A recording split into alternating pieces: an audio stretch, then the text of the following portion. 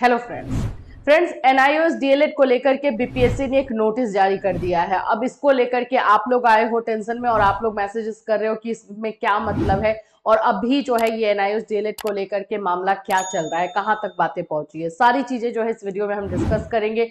Notice के बारे में भी बात करेंगे एंड आगे जो है क्या क्या एक्शन लिया जा रहा है या फिर लिया जाएगा उसके बारे में भी बात होगी।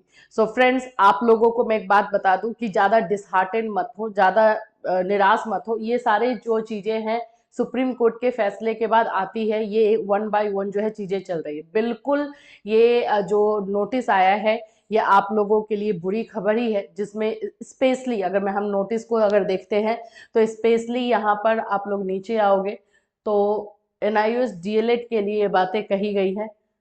यहाँ पर मैं आपको दिखा दूं अन्य महत्वपूर्ण प्रावधान एवं शर्त, इसमें जो है एनआईओएस डीएलएड के बच्चे के लिए, एनआईओएस डीएलएड के लिए स्पेशली बात है।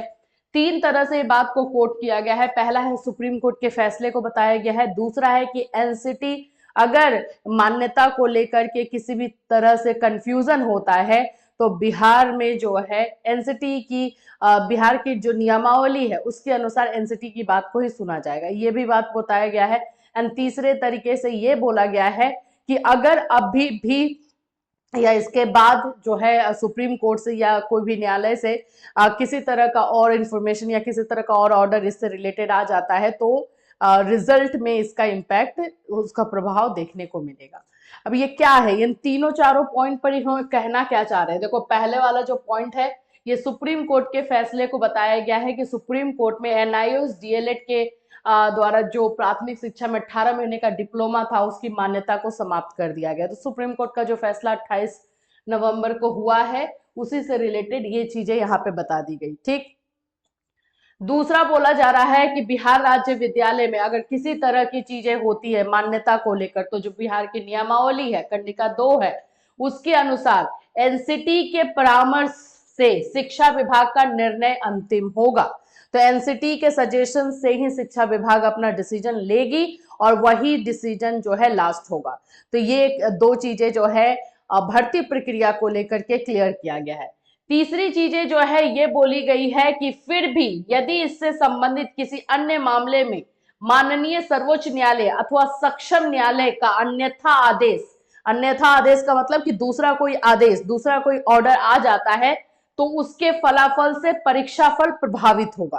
कहने का है कि अभी जो है एनआईओएस डीएलएड को हम बाहर कर रहे हैं क्योंकि सुप्रीम कोर्ट का फैसला है और सुप्रीम को अगर इससे रिलेटेड और कोई फैसला आता है तो फिर से ये चेंज होने की संभावना है। बिल्कुल ये आप लोगों के लिए बुरी खबर है, खास करके जिन भी बच्चों ने टीआरई 2.0 में एग्जाम दिया है और वो लोग अपना मार्क्स काउंट करके बैठे हुए थे कि हाँ हमारा अच्छा मार्क्स आ रहा है, हमारा सिलेक्शन हो जाएगा, उन लोगों के लिए बुरी खबर है ये। आप लोग के लिए जो है ये बीपीएससी ने नोटिस निकाला, लेकिन आप देखोगे तो धीरे धीरे बीपीएससी अपना काम इसीलिए कर भी रही थी। मैंने आपको पहले बताया था जब 18 महीने और 24 महीने का डीएलएड का सिलेक्शन कर रही थी उस समय वो कैटेगराइज कर रही थी कि कितने बच्चे जो है एनआईओएस डीएलएड से है और उसको साइड कर रही थी ताकि उसके ऊपर जो है फिर से इस तरह का जो है नियम को लागू किया जा सके। तो अभी बीपीएससी ने ये एकदम कटु सत्य की तरह ये बोल दिया है कि यही चीज वो करने वाली है। अब हम बात करते हैं कि एनआईओएस डीएलएड को लेकर के चल क्या रहा है दिल्ली में। देखो, दिल्ली से उम्मीदें थी कि दिल्ली में जाकर के जो है बहुत सारी चीजें होंगी, लेकिन इसलिए नहीं हो पा रही है क्योंकि अभी पार्लियामेंट में सेशन चल रहा है, एजुकेशन मिनिस्टर काफी बिजी चल रहे हैं, इसलिए उनका अपॉइंटमेंट नहीं मिल पा रहा और यही रीजन जो है भारी पड़ रहा है। अभी तक जो पप्पू सर है या फिर बोहरा जी है वो दोनों के दोनों जो है दिल्ली में डटे हुए हैं अपने अपने साथियों के साथ और वहां पे लगातार कोशिश कर रहे हैं कि वो लोग जो है किसी भी एमपी से मिले और उनसे लेटर लिखवाएं और लेटर जो है एजुकेशन मिनिस्टर के पास जाए और वो कंसिडर करे, अपॉइंटमेंट दे दे। देखो, बात ये हो रही है ना, हम लड़ तो रहे हैं एनआईओएस डीएलएड के लिए ही, चाहे वो पप्पू सर हो चाहे बोहरा जी हो, दोनों को साथ में आकर के लड़ना है। देखो, जब हम उन दोनों के पॉइंट ऑफ व्यू को सुनते हैं और समझते हैं तो लगता है कि कुछ हद तक ये भी सही है और कुछ हद तक ये भी सही है। तो दोनों को एक साथ आकर के जहां कंफ्यूजन हो रहा है, क्योंकि सत्य तो एक ही होगा, ट्रुथ जो है वो तो एक ही होगा।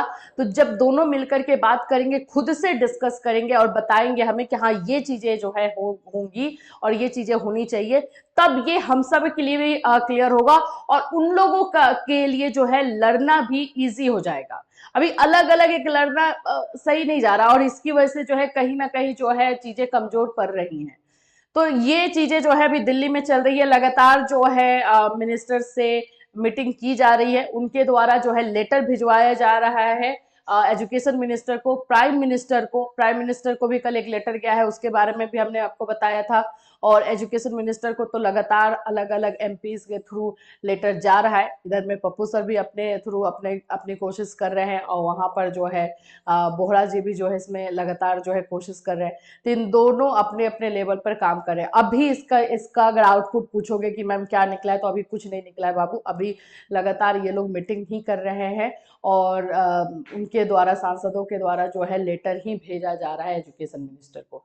तो अभी यही चीजें जो है निकल कर आई है। आज देखो आज का जो है क्या चीजें होती है, आज क्या अपॉइंटमेंट मिल जाता है, क्या आज बात होती है, इस पर भी देखेंगे कि क्या क्या चीजें निकल कर आ रही है। अगर कोई भी अपडेट होगा आपको आपके इसी चैनल के माध्यम से इन्फॉर्म किया जाएगा। Till then take care.